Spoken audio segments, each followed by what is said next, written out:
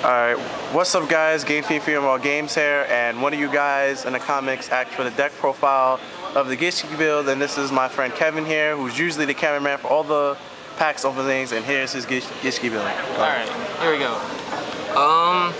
First off, we've got the obvious, triple shadow, double vision. I run 2 visions because you usually just want the spell. Oh yeah. You want this. You want the spell. Otherwise, the monsters can come into your hand pretty easily with the way things run in this deck. Now, wait. Why is that an abyss? Oops. Oopsie. Yeah. Alright, there we go. Next is, without a doubt, the thing that will annoy the most people. Abyss. He is a trigger. He is going to be how you get most of anything done in this deck. He allows you to look for anything Gishki based with 1,000 or less defense, meaning everything from visions, shadows, even the rituals like Gustkraken. One Noellia. I had 2, but for now, she's only good if you get first turn draw and whatnot. Other than that, it helps you set up the graveyard for a good thing, for a good play. Basically, you get any amount of Gishki cards, it will set up for anything else. Here, one Vanity. He is optional. You can switch him out if you want. I'm testing him at the moment. He's good to counter those things that like to stop your magic cards from going off, or trying to stop your monsters from coming out. And 2 beasts. This guy will let you exceed summon. He will let you get almost anything out that's in your graveyard. He works well with Noellia, and he works well with Abyss as well, because Abyss is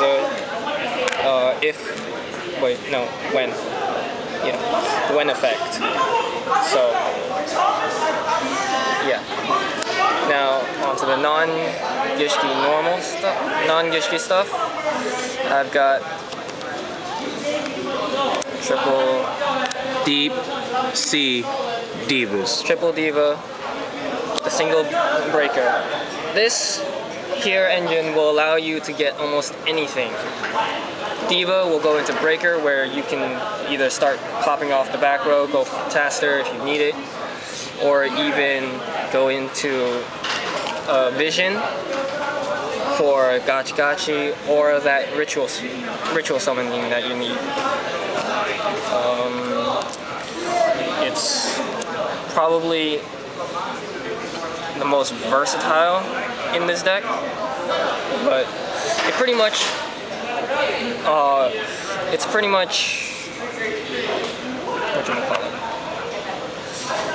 it's pretty much the tour guide of this deck, if you really want to think about it. It works just as well. 2 Veilers. Because it's just effect Veiler. Yeah. I don't think that should be self-explanatory. For the rituals, 1 Gustkraken, sadly. We got... Yeah, because the people in Japan OD'd. Yep. But you still should be able to get him out, possibly once or twice per duel, if you can do it, if you get the right stuff. 2 Soul Ogres, because 2800 and his effect will allow you to bounce stuff straight back into the deck. It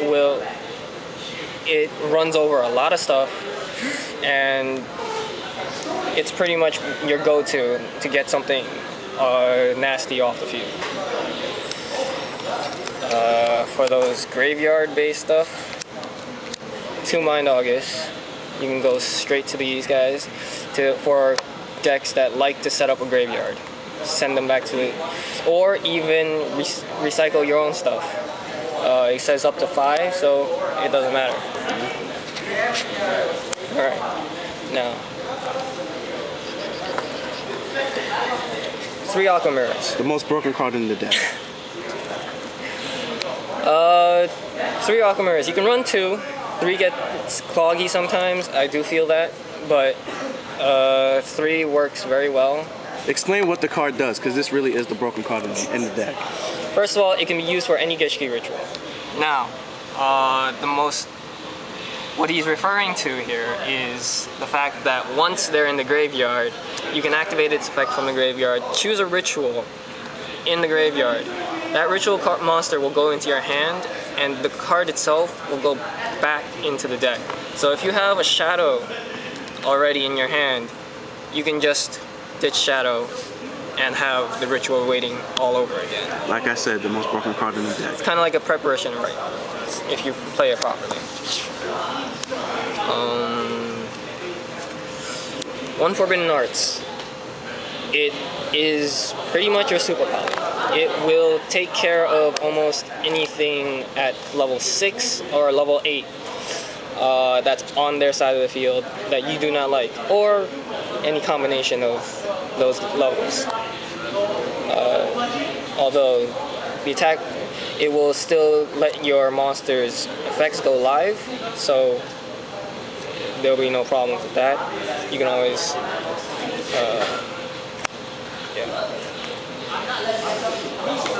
double surfacing. This will get you visions, abysses, even your divas, breakers. A good part of the deck is it's a good monster. Pretty much have 3 monster reborns in here. That's what this card means for the deck. But obviously you have Monster Reborn. Because it's Monster Reborn. Heavy. Because Hurricane Katrina fucks up shit. And Dark Hole. Because, yeah, it's a black hole. 1 MST. You can bump this up to 2, but the breaker should make up for the deficit. If not, you can run 2. You can also 1 Salvage. No, only 1. You'll see why in a bit. And this should be self-explanatory for something like this. Avarice. Late in the game, or somewhere near 3 turns in, you should have a sizable graveyard. Throw that in, throw them back in, draw another thing, draw more cards. So, Moray. 3 for 3. Water cards. It does what you need it to do. Not much else to say about this card. Water cards have so much draw power, it's retarded. 1 Smashing. Smashing because he likes to punch cards in the face. This card can go in and out as well. I have this in there for the random T-Kings and whatnot, and if I don't have an out to it, but usually you will. But just in case you don't, you can get this. Judgment and a warning. Only 2. These guys are pretty life point heavy, and with the way this runs, you don't really care if they get rid of your monster. You just go, oh, alright, go into another one right off the bat without having to worry. Now, what's possibly 2 Aqua Mirror Meditations. This thing is pretty much another salvage. And there's pretty much no cost to this, because if you've ditched the shadow for the Aqua Mirror, they know you have the Aqua Mirror. And it says reveal 1 ritual spell card in your hand to target 2 Gishki monsters in your graveyard and return them to the hand. Yep. And pretty much you can have the ritual card with the way with shadows and everything. You pretty much have core 5 Gishki ritual cards running around in the deck. Now for the extra deck? Now for the extra. Stardust scrap at 8, so that just in case you run, you can go into the most common way to get this out. Pretty much go after Gustkraken, August, and then summon Deep Sea Diva, and then Synchro.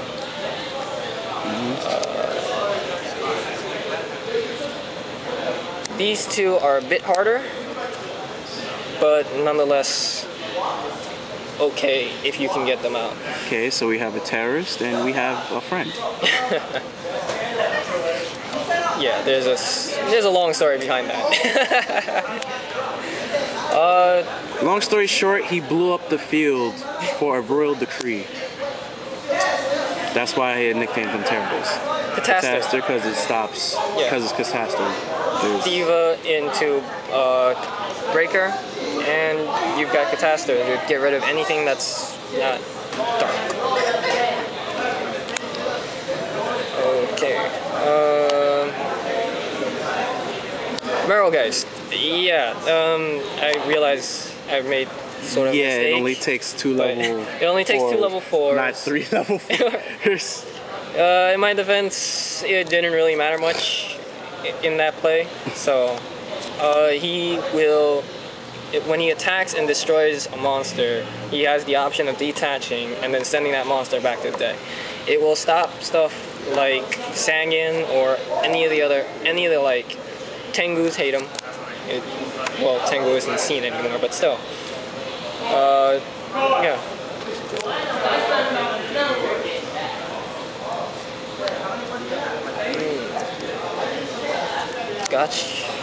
Gachis. Well, that's self-explanatory. Who doesn't want 400 extra attack? Pretty much. And he's really easy to come out with Diva.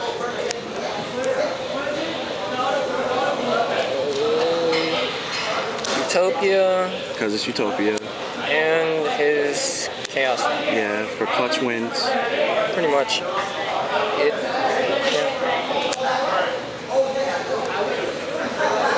Pearl, like you guys saw. Some of these can change. The Sigma. Because Snatch and Steal is banned. Oh man, this thing is kind of like Catastrophe. Kinda. No, not kinda. It says, let's read this together if it focuses. Okay, it's not going to focus, so I'll just read. Once per turn, you can detach 3 level 4s. Once per turn, you can detach 1 XYZ material monster from this card. The target 1 face-up attack with a monster, effect monster your opponent controls. Equip that target to this card. Period. Very important. There's a period there. At the start of the damage step, if this card battles a monster whose attribute is the same card as equipped by this effect, destroy that monster. Like I said before, because Snatch and Steal is banned. Shark Drake, because I had some other stuff in here that really didn't work. Some other synchros that just weren't coming up. And the Meister. These can come out. You can probably replace this with Maestro. That's also pretty good. Well, definitely good. Pretty much do the same thing. And that's about it. For the side deck and whatnot, just make your own decisions about what you're facing and what you might run into, and to cover up for any of the weaknesses. Kind of like it is slipping my mind right now. Well, the deck loses the Thunder King. Well, no, there's a lot of ways around Thunder King with this deck, but you have to know how to get them out. Imperial Iron Walls, because you don't want shit getting removed from the graveyard. Definitely not. Decrees could help in this deck. You don't run many traps. The traps you do run can be chained. Crows, and that's about it. Alright, well, that's Kevin and his Gishki deck, and I'm Game Fifi and all the games guys, signing out. Peace.